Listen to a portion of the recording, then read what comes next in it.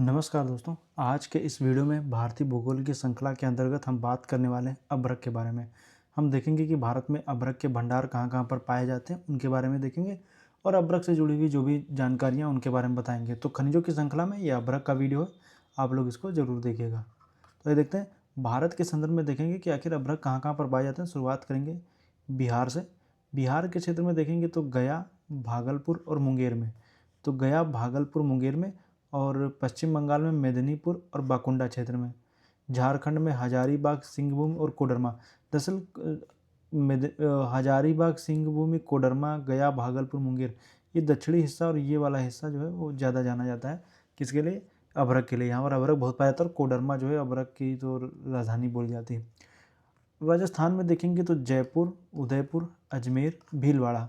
मध्य प्रदेश में कटनी, जबलपुर और बालाघाट है। और इसका थोड़ा मैं कलर चेंज कर देता हूँ।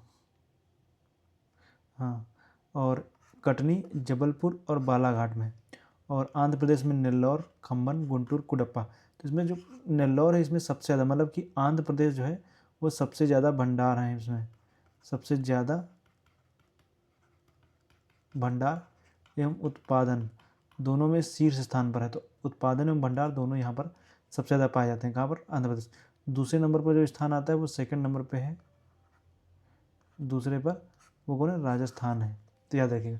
नेक्स्ट हम देखेंगे तो आइए देखते हैं कौन इंपॉर्टेंट टॉपिक है। अभ्रक। अभ्रक का मुख्य खनिज क्या है? पिग्माटाइट होता है। तो पिग्माटाइट इसका मुख्य है, अयस्क मुख्य खनिज है। इसका मतलब मुख्य अयस्क यहाँ पे होना चाहिए, मुख्य अयस्क है। अभ्रक एक खनिज पदार्थ है जिसको अंग्रेजी में माइका कहा जाता है। यह सिलिकेट खनिजों के समूह में आता है और इसमें चमकदार परतदार संरचना होती है।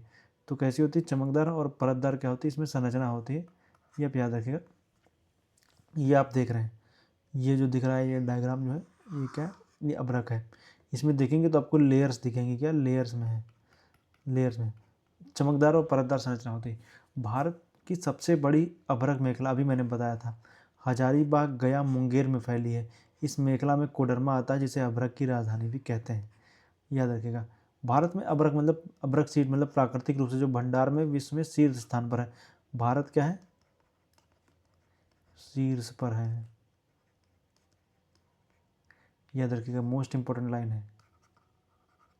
अब उत्पादन में देखेंगे कि आखिर अभ्रक के उत्पादन में कौन कौन है। तो पहले नंबर पे आंध्र प्रदेश का स्थान आता है, दूसरे नंबर पे राजस्थान। भंडारण में आंध्र प्रदेश, राजस्थान और उड़ीसा।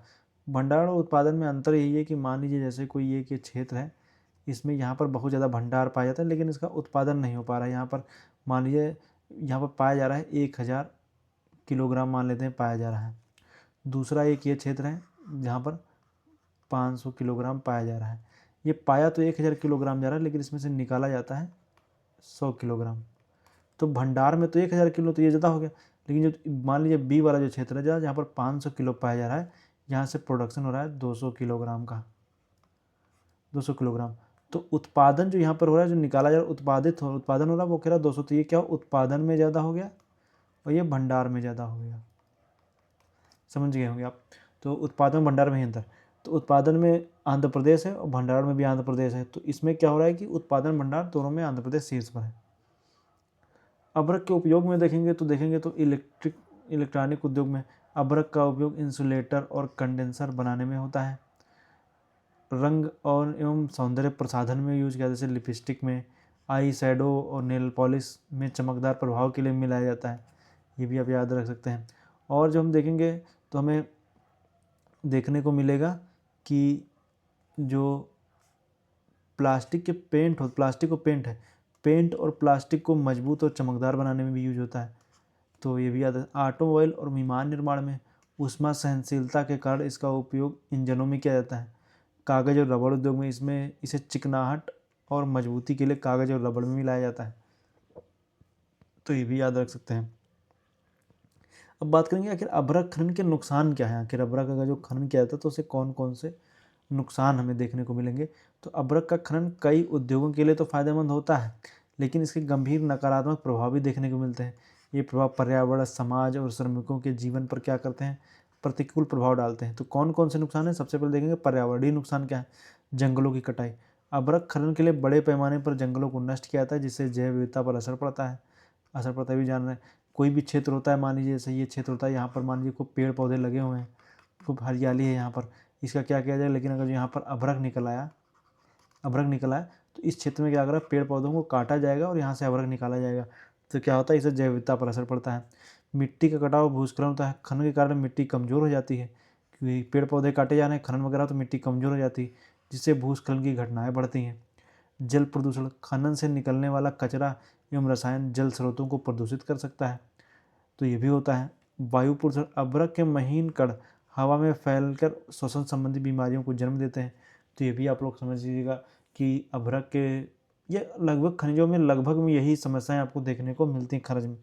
खनिजों के जब जब इनका खनन किया जाता है तो उससे नुकसान में देखने को मिलता है, तो इसी तरीके से खनिज अभ्रक के भी हैं। और जब देखेंगे तो मानव स्वास्थ्य पर क्या प्रभाव पड़ता है, फेफड़ों की बीमारियां हमें देखने को मिलती हैं। फेफड़े की क्या होती है, बीमारियां देखने को मिलती हैं। खनन के दौरान उड़ने वाली धूल से श्रमिकों को सिलिकोसिस और अन्य श्वसन रोग हो सकते हैं, तो ये भी है। त्वचा रोग और संक्रमण, गंदे और असुरक्षित कार्यस्थलों के कारण कई प्रकार के त्वचा रोग हो जाते हैं जब खनन वगैरह किया जाता है। पानी की कमी, खनन के लिए अत्यधिक मात्रा में पानी की भी आवश्यकता होती है। जब खनन वगैरह किया जाता है तो पानी की भी आवश्यकता होती है, जिससे स्थानीय समुदायों को जल संकट का सामना करना पड़ सकता है, तो ये भी एक पॉइंट है। बाल श्रम और सामाजिक समस्याएं कौन कौन सी हैं, तो बाल मजदूरी, जैसे भारत के कई क्षेत्रों में अवैध खनन में बच्चों को काम में लगाया जाता है। जैसे आप मुख्य रूप से अगर जब देखेंगे तो बिहार के क्षेत्र में ले लीजिए, झारखंड में ले लीजिए, तो ये आपको देखने को मिलता है। यहाँ पर क्या कहता है, क्योंकि अधिकतर वही क्षेत्रों में पाया ही जाता है कि ये अभ्रक, तो ये बिहार और झारखंड के क्षेत्रों में हमें देखने को मिलता है। अवैध खनन और माफिया गतिविधियाँ, मतलब अभ्रक का अवैध खनन किए जाने से अपराध और भ्रष्टाचार को बढ़ावा मिलता है, तो ये भी एक है। तो अवैध खनन भी एक है इम्पोर्टेंट। स्थानीय जनजातियों और किसानों पर असर, खनन के कारण स्थापित होती हैं, विस्थापन होता है, मतलब कि होता है क्या, मैंने भी बताया कि जैसे मान लीजिए कोई ये क्षेत्र है जहाँ पर पेड़ पौधे भी और लोग रह भी रहे हैं, ए रह रहा है, बी रह रहा है, सी, मतलब इस तरीके से लोग समुदाय रह रहे हैं। अब यहाँ से क्या किया गया, जहाँ से यहाँ से अभ्रक निकाला जाएगा तो इन लोगों को क्या किया जाएगा, एक जगह से दूसरी जगह पर शिफ्ट किया जाएगा। तो उससे क्या होगा, जब विस्थापित किया जाएगा एक जगह से, तो जिससे कई आदिवासी और किसान अपनी ज़मीन और आजीविका खो देते हैं, तो ये भी एक पॉइंट है। जब जब उनको विस्थापित किया जाएगा, एक जगह से दूसरी जगह पर ले जाया जाएगा, तो फिर यही होगा कि देखने को मिलेगा कि उनकी किसानों की ज़मीन वगैरह चली गई, उनके रहने के लिए घर वगैरह चले गए, इस तरीके से देखने को मिलते हैं। खास करके जब आप देखे होंगे बांधों, जब कोई बड़ा कोई प्रोजेक्ट बनता है, बहुउद्देशीय परियोजनाएं बनती हैं, जैसे नर्मदा के टाइम पर आप देखे होंगे, और भी ऐसे आंदोलन हमें देखने को मिलते हैं। उसी तरीके से खनिजों का भी उत्खनन किया जाता है, तो अभी हमें देखने को मिलता है। आर्थिक और कानूनी चुनौतियाँ क्या हैं, अवैध निर्यात और तस्करी, अन्य देशों में अवैध रूप से अभ्रक का जब निर्यात किया जाता है तो सरकार को राजस्व की हानि भी होती है। खनन क्षेत्र की अवहेलना, उचित सुरक्षा उपायों की कमी के कारण श्रमिकों की जान जोखिम में रहती है। तो आप लोग देखे होंगे, मान लीजिए कोई क्षेत्र है तो यहाँ पर क्या किया जाता है, उनकी सुरक्षा के उपायों पर उतना ध्यान ना दे करके उनको सीधे खदानों में अगर जो उनको लगा दिया जाएगा, तो उनके सुरक्षा मानकों को दृष्टिगत अगर जो नहीं रखा जाएगा तो उनको काफ़ी ज़्यादा नुकसान होगा।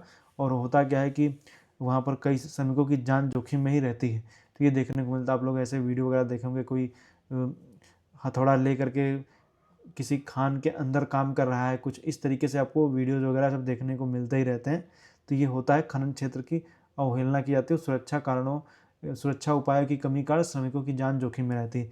स्थानीय अर्थव्यवस्था पर असर पड़ता है, खनन में अस्थायी लाभ तो मिलता है, मतलब मान लीजिए खनन में अस्थायी लाभ मिलेगा, लेकिन दीर्घकालिक रूप से यह क्षेत्र बन सकता है, बंजर बन जाएगा। मान लीजिए जैसे कोई क्षेत्र है, खनन करें, पहले तो खूब उपजाऊ भूमि थी, लेकिन यहाँ से क्या किया, खूब यहाँ से खनिज निकाला के खनन किया गया, अब वो नीचे की मिट्टी ऊपर आ गई, जब मिट्टी की जो गुणवत्ता थी वो बिल्कुल ख़त्म हो गई। तो गुणवत्ता जब ख़त्म हो गई तो धीरे धीरे क्या होगा कि पेड़ पौधे काट दिए गए थे, तो काफ़ी लंबे समय तक वहाँ पर खनन वगैरह होता रहा, तो भूमि जो होती है वो क्या होती है, बंजर बन जाती है। कैसे हो जाती है, बंजर बन जाती है। जब भूमि बंजर बन जाती है तो किसी काम की रहती नहीं है। तो ये देखने का मिलता है कि अस्थायी लाभ तो मिलता है, लेकिन दीर्घकालिक रूप से क्षेत्र बंजर बन जाता है, तो स्थानीय अर्थव्यवस्था पर भी इससे असर पड़ता है। अब निष्कर्ष क्या निकलेगा इसका, कि आखिर तो निष्कर्ष ये निकलेगा कि अभ्रक खनन से आर्थिक लाभ तो होता है, लेकिन इसे पर्यावरण, सामाजिक और स्वास्थ्य संबंधी नुकसान बहुत गंभीर हैं। यदि इसे नियंत्रित तरीके से किया जाए, बाल मजदूरी को रोका जाए, पर्यावरण संरक्षण के उपाय अपनाए जाएँ, तो क्या किया जाएगा, इसके दुष्प्रभावों को कम किया जा सकता है। मतलब कि यहाँ पर कहने की बात यही है कि अगर जो किसी क्षेत्र में अगर जो खनन वगैरह करना है तो क्या किया जाए, सबसे पहले बाल मजदूरी को रोक लगाई जाए, बाल मजदूरी को रोक लगाई जाए। साथ साथ में देखेंगे तो और क्या किया जाए, अगर जो पर्यावरण संबंधी जो भी समस्या हैं उनको ध्यान में रखते हुए कार्य किए जाएं और उसके सिरे पर्यावरण संरक्षण को उपाय अपनाए जाने चाहिए। और एक तरीके से कह सकते हैं कि जो मशीनों का इस्तेमाल किया जाए, मतलब मानकों का, मेन कहेंगे मानकों को ध्यान में रखते हुए मानकों को ध्यान दिया जाए, ताकि इससे क्या हो कि जो नुकसान हो रहा है वो कम से कम किया जा सके। तो इसका निष्कर्ष यही निकलता है। बाकी अब आप लोग देख लीजिए, इसमें से जो मैंने बताया आपको, इसको आप नोट कर लीजिएगा। अभ्रक का जो ये मैप है इसको मैप बना लीजिएगा। मैप बना लेंगे तो आपको समझने में आसानी हो जाएगी। इसमें जैसे इम्पोर्टेंट में देखेंगे तो मुख्य रूप से जो इसमें सबसे ज़्यादा इम्पोर्टेंट है वो है नेल्लौर। इसको तो आप याद ही रखिएगा, मोस्ट इम्पॉर्टेंट है, ये आता है एग्जाम में। आंध्र प्रदेश के ऊपर आ जाता है कि सबसे ज़्यादा यहाँ पर पाया जाता है। और ये कोडरमा आप याद रख लीजिएगा, कोडरमा ये भी आ सकता है एग्जाम में।